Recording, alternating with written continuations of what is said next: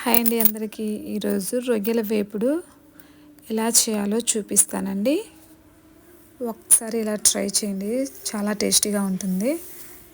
ముందుగా 1 కేజీ రొయ్యలను తీసుకోవాలి. వీటిని నార్మల్ వాటర్తో 2 టైమ్స్ శుభ్రంగా కడుక్కోవాలి. తర్వాత ఇందులోకి సాల్టు, పసుపు, హాఫ్ నిమ్మ చెక్క వేసి బాగా కలుపుకోవాలి. ఇలా కలుపుకోవడం వల్ల స్మెల్ రాకుండా ఉంటుందండి. ఇలా కలిపి బాగా కడుక్కోవాలి. 2 టైమ్స్ నార్మల్ వాటర్తో శుభ్రంగా కడుక్కోవాలి. ఇలా కడిగిన తర్వాత ఇందులోకి ఉప్పు, పసుపు, తగినంత కారం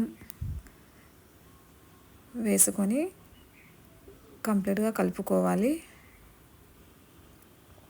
వీటిని హాఫ్ అన్ అవర్ పక్కన ఉంచుకోవాలి. ఇంతలోగా ఆనియన్స్ని కట్ చేసుకోవాలి.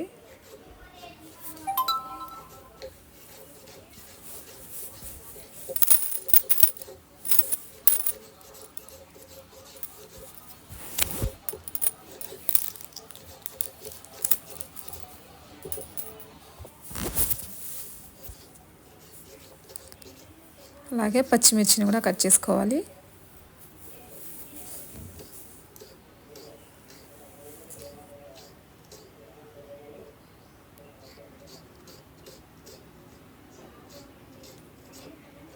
ఇప్పుడు స్టవ్ ఆన్ చేసి కడాయి పెట్టి ఇందులోకి తగినంత ఆయిల్ పోసుకోవాలి. నేను 2 టేబుల్ స్పూన్ ఆయిల్ పోసుకుంటున్నాను. ఇందులోకి మనం పక్కన పెట్టుకున్న రొయ్యలను వేసుకోవాలి.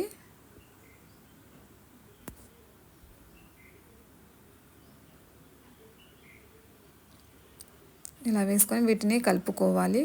వీటిలో వాటర్ పోయాల్సిన అవసరం లేదండి, ఎందుకంటే రొయ్యల నుంచే వాటర్ బయటకు వస్తుందండి. ఆ వాటర్ అంతా కంప్లీట్గా ఇంకిపోయేంత వరకు కలుపుతూ ఉండాలి.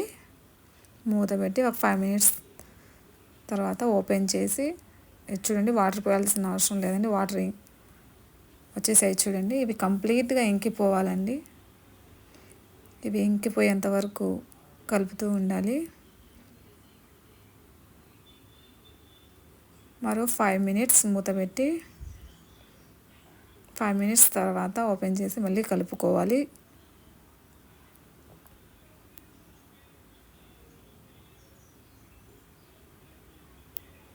ఈ వాటర్ వల్ల బాగా వేగిపోతాయండి. ఇలా వేగిపోయిన తర్వాత మరో 1 మినిట్ కలుపుకొని వీటిని పక్కకు తీసుకోవాలి. ఒక ప్లేట్లో తీసుకోవాలి.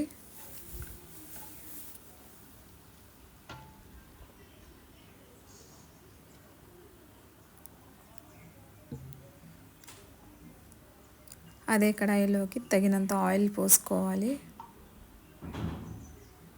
ఆయిల్ వేడయ్యాక ఇందులోకి కరివేపాకు,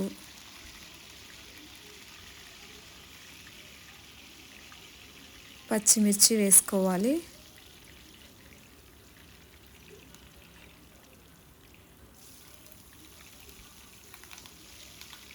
ఇవి కొంచెం వేగిన తర్వాత ఇందులోకి ముందుగా కట్ చేసుకున్న ఆనియన్స్ని వేసుకోవాలి.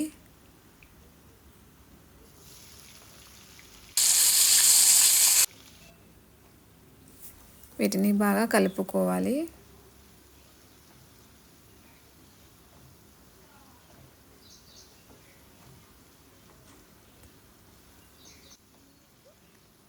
వీటిని మూత పెట్టి ఒక 2 మినిట్స్ వేగనివ్వాలి.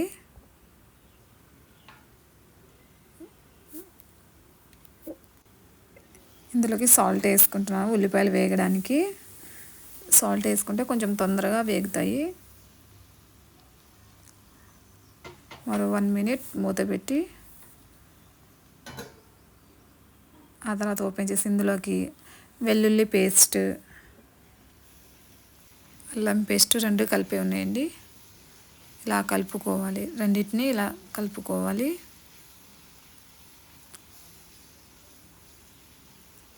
మూత పెట్టి మరో 2 మినిట్స్ మగ్గనివ్వండి.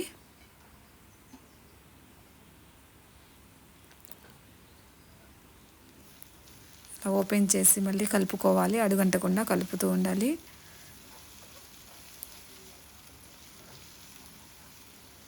సెవెంటీ 70% ఉడికితే చాలండి, మగ్గితే. ఇలా మగ్గిన తర్వాత ఇందులోకి తగినంత కారం, ధనియాల పొడి, జీలకర్ర పౌడర్, గరం మసాలా వేసి కలుపుకోవాలి.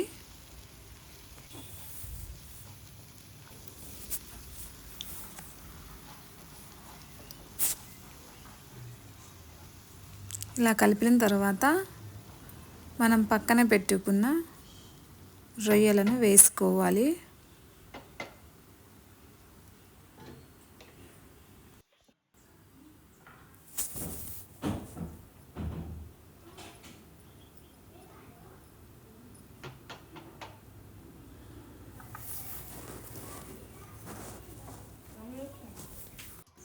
రొయ్యలను బాగా కలుపుకోవాలి.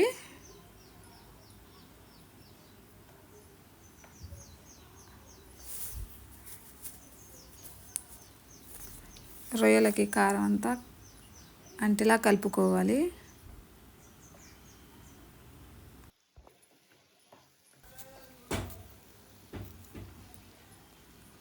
అడుగంటుకోకుండా కలుపుతూ ఉండాలి. మూత పెట్టి మరో 2 minutes మగ్గనివ్వాలి. స్మెల్ అయితే సూపర్గా వస్తుందండి. ఇప్పుడే తినేయాలనిపిస్తుంది.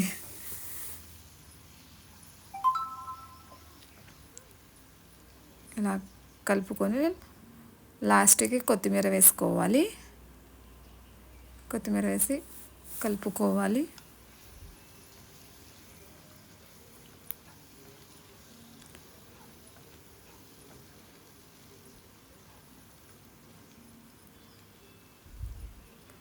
ఇందులోకి ఉప్పు సరిపోయిందేమో చెక్ చేసుకొని తగినంత ఉప్పు వేసుకోవాలి. మూత పెట్టి మరో 2 minutes మగ్గనివ్వాలి. కంప్లీట్గా రెడీ అయిపోయిందండి రొయ్యల వేపుడు.